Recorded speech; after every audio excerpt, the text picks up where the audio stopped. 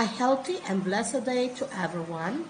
I am Eldina I, Imus, elementary school teacher from the Division of Cavite.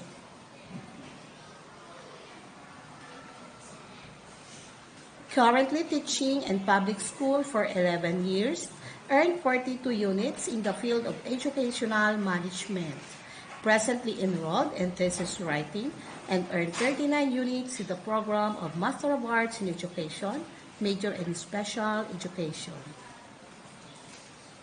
My study is about effectiveness of stress management techniques to enhance teaching quality and efficiency as perceived by teachers in Silangan Elementary School, basis for stress management professional development framework.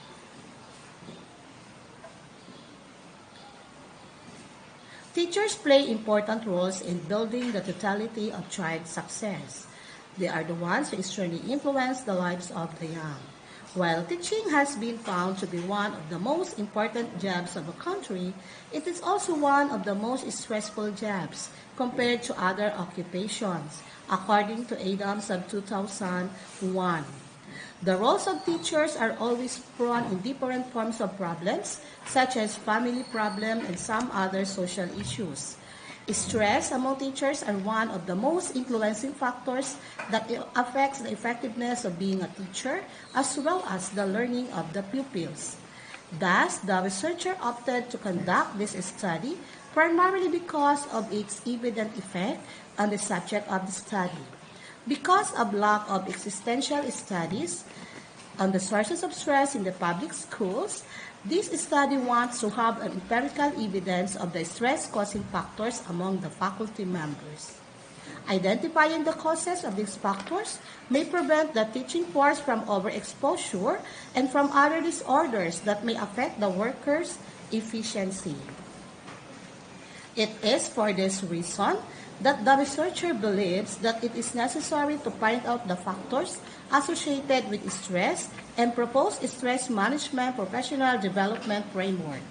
The aim of this study is to describe and identify the various sources of stress, the coping strategies being used by the teachers, and to find out some programs and activities that suited to the needs of the teachers to enhance teaching quality and efficiency.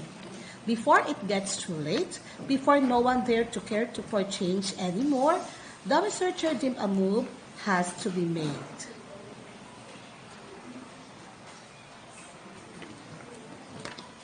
Problem, it determined the demographic profile of the respondents in terms of age, gender, civil status, educational attainment, length of service in school, monthly salary and performance rating. It assessed the sources of stress by the respondents as to family or school-related sources. It determined the symptoms of stress in terms of psychological, physiological, physical, and behavioral.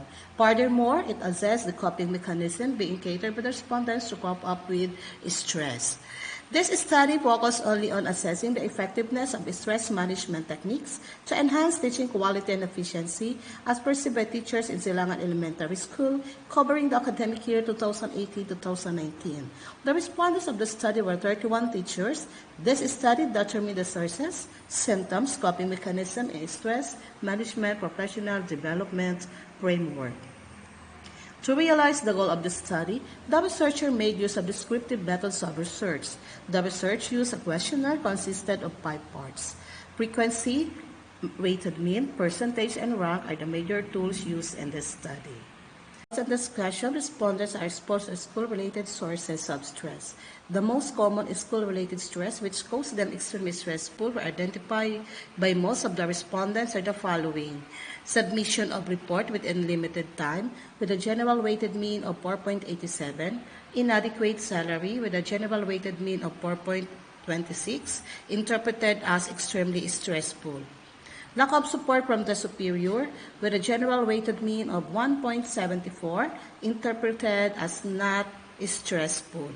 In terms of psychological symptoms of stress, with a general weighted mean of 3.06, interpreted as stressful. In terms of physiological symptoms of stress, with a general weighted mean of 2.82, interpreted as stressful. In terms of physical symptoms, with a general weighted mean of 2.721, interpreted as stressful. In terms of behavioral, with a general weighted mean of 2.80, interpreted as stressful. 90% of the respondents are allowed time to enjoy at least 1 meal a day in a relaxed atmosphere to cope up with stress, with the highest weighted mean of 4.16, interpreted as very open. Majority of the respondents' ages range from 21 to 60. Most of them are married females. They rendered service for 10 years and below. Most of them have teacher 1 and 2. Majority of them have units in master's degree and has a very satisfactory rating in their performance. Most of the respondents have a very stressful level of school-related sources. It can be concluded that the respondents have a stressful level of symptoms as regards to their psychological, physiological, physical, and behavioral. In general, majority of the respondents are dealing with the stress appropriately. They are using mostly positive stress coping mechanism. Thank you so much for listening.